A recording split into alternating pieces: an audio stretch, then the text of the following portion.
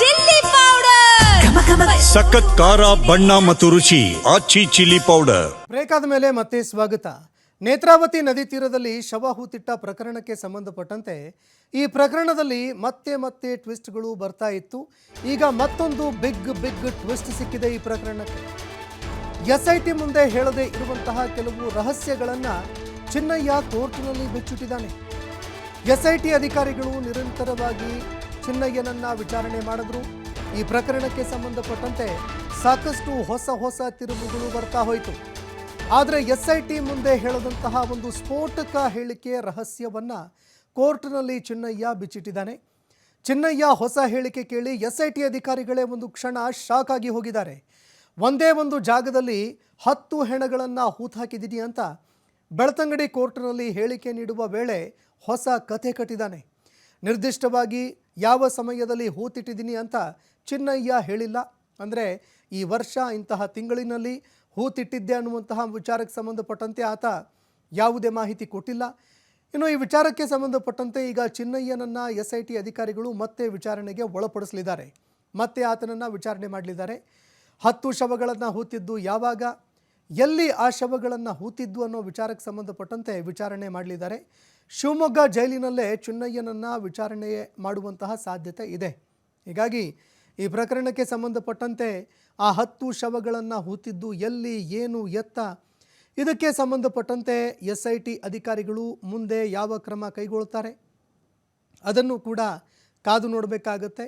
ಇದು ಕಥೆನ ಅಥವಾ ಸತ್ಯನ, ಇದನ್ನು ತಡಕಾಡೋದಕ್ಕೆ ಮತ್ತೆ SIT ಏನಾದರೂ ಮುಂದಾಗತ್ತಾ? ಈ ರೀತಿ ಸಾಕಷ್ಟು ಪ್ರಶ್ನೆಗಳು ಈಗ ಎದುರಾಗ್ತಾ ಇದೆ. ಈ ಬಗ್ಗೆ ಮತ್ತಷ್ಟು ಮಾಹಿತಿ ಕೊಡ್ತಾರೆ ಪ್ರತಿನಿಧಿ ಆದಿತ್ಯ, ನೇರ ಸಂಪರ್ಕದಲ್ಲಿ ಜಾಯ್ನ್ ಆಗಿದ್ದಾರೆ. ಆದಿತ್ಯ, SIT ಅಧಿಕಾರಿಗಳ ಮುಂದೆ ಚಿನ್ನಯ್ಯ ಬಿಚ್ಚಿಟ್ಟಿದ್ದ ಎಲ್ಲ ಕಥೆಗಳು ಬುರುಡೆ ಅನ್ನುವಂತಹ ವಿಚಾರ ಈಗಾಗಲೇ ಎಲ್ಲ ಕಡೆಗಳಲ್ಲೂ ಚರ್ಚೆ ಆಗ್ತಾ ಇದೆ. ಆದರೆ ಕೋರ್ಟ್ನಲ್ಲಿ ಈಗ ಆತ ಕೊಟ್ಟಿರುವಂತಹ ಹೇಳಿಕೆಗೆ ಖುದ್ದು SIT ಅಧಿಕಾರಿಗಳು ಸಂಪೂರ್ಣವಾಗಿ ಶಾಕಿಗೆ ಒಳಗಾಗಿದ್ದಾರೆ. ಹೀಗಾಗಿ ಆ 10 ಶವಗಳನ್ನು ಹೂತಿದ್ದು ಎಲ್ಲಿ, ಏನು, ಎತ್ತ ಅಂತ ಆತನನ್ನು ವಿಚಾರಣೆ ಮಾಡೋದಕ್ಕೆ ಅಂತ ಮುಂದಾಗ್ತಾ ಇದ್ದಾರೆ. ಈ ವಿಚಾರಣೆ ಯಾವ ರೀತಿಯಾಗಿ ಮುಂದುವರಿಬಹುದು, ಒಂದು ಜೊತೆಗೆ ಆತ ಹೇಳ್ತಾ ಇರುವಂತಹ ಮಾತಿನಲ್ಲಿ ಎಷ್ಟು ಸತ್ಯಾಸತ್ಯತೆ ಇದೆ ಅನ್ನುವಂಥದ್ದನ್ನು ತಿಳ್ಕೊಂಡು ಮತ್ತೆ ಏನಾದರೂ ಆ ಒಂದು ಸ್ಥಳದಲ್ಲಿ ಉತ್ಖನನಕ್ಕೆ ಮುಂದಾಗಬಹುದಾ? ಜೊತೆಗೆ ಒಂದು ವೇಳೆ ಇದು ಸುಳ್ಳಾಗಿದ್ದೇ ಆದರೆ ಚಿನ್ನಯ್ಯ ಸಂಪೂರ್ಣವಾಗಿ ಈ ಪ್ರಕರಣದಲ್ಲಿ ಮತ್ತಷ್ಟು ಆಳದ ಗುಂಡಿಗೆ ತಗಲಾಕೊಳ್ತಾನ ಹೇಗೆ ಅಂತ ಈ ಬಗ್ಗೆ ಮತ್ತಷ್ಟು ಮಾಹಿತಿ ಕೊಡೋದಾದ್ರೆ. ಸಂತೋಷ್, ಹೌದು, ಈ ಚಿನ್ನಯ್ಯನನ್ನ ಯೂಟರ್ನ್ ಚಿನ್ನಯ್ಯ ಅಂತ ಹೇಳಿದರೆ ತಪ್ಪಾಗ್ಲಿಕ್ಕಿಲ್ಲ. ಯಾಕಂದರೆ ಡೇ 1 ಈತನ ಹೇಳಿಕೆಯಿಂದ ಇಷ್ಟು ದೊಡ್ಡ ಪ್ರಕರಣ ದೇಶವ್ಯಾಪಿಯಾಗಿ ಸುದ್ದಿಗೆ ಕಾರಣವಾಗಿತ್ತು.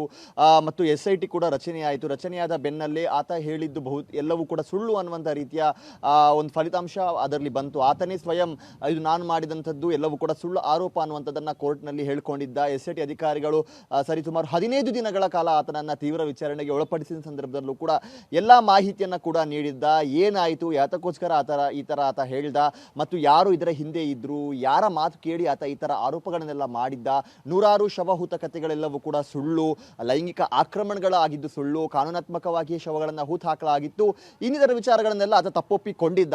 ಕೋರ್ಟ್ನಲ್ಲೂ ಕೂಡ ಆತನ ಹೇಳಿಕೆ ದಾಖಲೆ ಪ್ರಕ್ರಿಯೆ ಅಂದರೆ ಬಹಳ ಸುದೀರ್ಘವಾಗಿ ಆ ಪ್ರಕ್ರಿಯೆ ನಡೆದಿತ್ತು. ಸರಿಸುಮಾರು 3 ದಿನಗಳ ಕಾಲ ಆ ಪ್ರಕ್ರಿಯೆ ನಡೆದಿತ್ತು.